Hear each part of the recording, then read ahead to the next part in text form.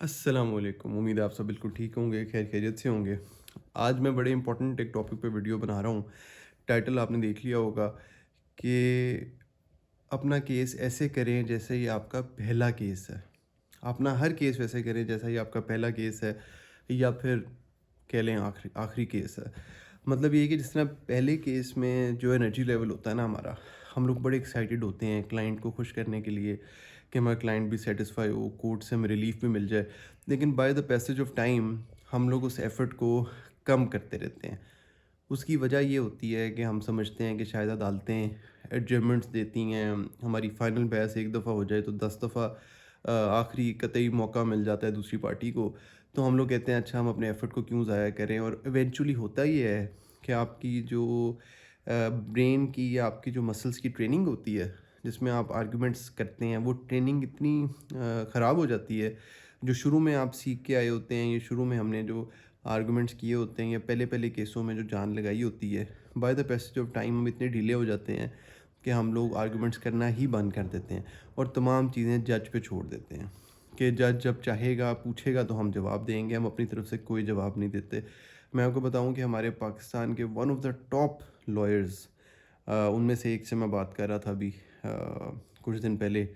High court में मेरे cases थे, वो मेरे अगेंस्ट थे। तो हम लोग पहले जब जो केस आने से पहले जो टेबल पे बैठे थे, जो चेयर्स थी हमारी साथ-साथ थी, तो मैंने उनसे पूछा, मैंने कहा सर आपकी जो केस है इसमें तो बहस जो है वो अभी बहस तो नहीं होनी, अभी तो ये शुरू की स्टेज पे है।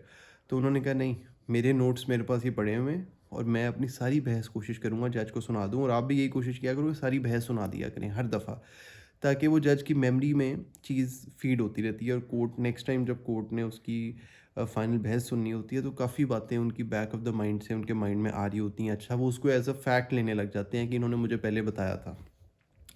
तो मैं बड़ा हैरान हुआ, फिर मैंने अपनी कुछ किताबें हैं जिनमें मैं पढ़ता हूँ, तो मैंने जब इनको आपस में लिंक किया कि ये चीज़ें हमने और भी कुछ किताबों में पढ़ी हुई है, मतलब how to build your argument एक किताब है बड़ी अच्छी, और बाकी मैं वक्तन फ़वक्तन बताता रहता हूँ आपको अपने चैनल पे। तो वो तमाम किताबों में एक ही लेसन होता है कि अपनी तैयारी इस तरह से करें, अपने सारे पॉइंट्स आप डिस्क्लोज़ ना करें, लेकिन अपनी फ़ाइनल बहस की तरह ही अपनी हर बहस करें। उसकी वजह ये है कि आप जज को जितना इमोशनली चार्ज होंगे, उतना ही आप जज को अपने इमोशंस कन्वे कर सकेंगे। और इमोशंस और जो आपकी लीगैलिटी होती है, ये बड़ी क्लोज़ली निटेड होती है, और कभी-कभार इमोशंस इतना आपको फ़ायदा दे जाते हैं कि आपको आपका लीगल पॉइंट उतना फ़ायदा नहीं देता। ये मेरा पर्सनल एक्सपीरियंस है। अच्छा, दूसरी बात एक और, कि जब आप किसी भी केस में हम जाते हैं और हम समझते हैं कि जी बहस नहीं होनी, तो मैं तो ये बात देखता हूँ, मैं हमारे काफ़ी इदारों का लॉ ऑफ़िसर भी हूँ। कुछ हमारे डिपार्टमेंट्स हैं जिनका लीगल एडवाइज़र हूँ। तो मतलब ये है कि मैं लॉ ऑफ़िसर होने के नाते रिस्पोंडेंट साइड से होता हूँ। लॉ ऑफ़िसर अमूमन ठंडे होते हैं, इतनी बहस नहीं करते। तो मैं भी शुरू में, क्योंकि केसेस काफ़ी होते हैं, तो आप बैठे होते हो और आप कहते हो अच्छा चलो पिटिशनर को इसमें बहस करने देते हैं, कोई हमारे से जज पूछेगा तो हम जवाब देंगे। शुरू में मैं भी यही करता था।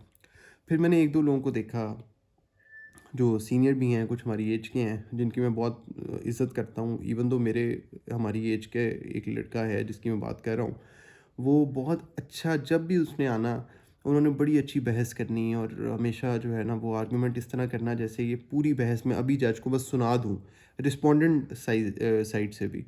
तो मैंने फिर ये इवेंचुअली मैंने भी ये बात जो है वो सीखी, और आप अपने से बड़ों से भी सीखते हो, छोटों से भी सीखते हो, कि जब भी कभी रिस्पोंडेंट साइड पे भी आप हो और आपके सामने बहस का मौका आए, तो आप हर दफ़ा तैयारी ऐसे करो कि जज को पूछे बगैर ही पिटिशनर साइड ने अपने आर्गुमेंट्स कंप्लीट किए, आप साथ ही अपने आर्गुमेंट्स करना शुरू कर दो कि सर इसमें ये है, या इस तरह की आप फलाने पेज पे देखें, मैंने ये डॉक्यूमेंट लगाया, इसमें ये चीज़ लिखी हुई है जिसमें ये प्रूव होता है कि हमारा केस सही है। तो इससे होता ये है कि जज, एक तो पूरी कोर्ट में आपका इंप्रेशन जाता है, पूरी जो कोर्ट है पीछे कोर्ट रूम में जो पूरे आपके पोटेंशियल क्लाइंट्स बैठे होते हैं, आपके कुछ वकील बैठे होते हैं, तो वो तमाम लोग जो हैं वो आपके जो केसेस होते हैं वो आपके अच्छे तरीके से कंटेस्ट कर रहे होते हैं। तो वो जब देखते हैं कि ये बहुत अच्छा कंटेस्ट कर रहे हैं ये वकील साहब, तो वहाँ से आपकी क्लाइंटेज बिल्ड होती है और फिर जजेस के माइंड में आपकी रिस्पेक्ट बढ़ती है कि ये बंदा तैयारी करके आया है। तो जब भी केस की आप आर्ग्यू करने जाएँ तो हमेशा फुल तैयारी के साथ जाएँ, उसका फिर आपको बहुत फ़ायदा होगा।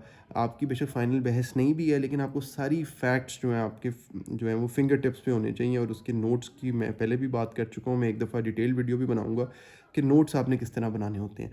तो उस तरह नोट्स बनाएँ ताकि आप जज के सामने प्रिसाइज़ली अपना पॉइंट पेश कर सकें। ये बड़ा इंपॉर्टेंट पॉइंट था, उम्मीद है आपको पसंद आया होगा। वीडियो पसंद आई लाइक कर दीजिएगा, सब्सक्राइब कर दीजिएगा और फिर इंशाल्लाह आपसे मुलाकात होगी at the same time 8:30 PM tomorrow इंशाल्लाह। अल्लाह हाफ़िज़।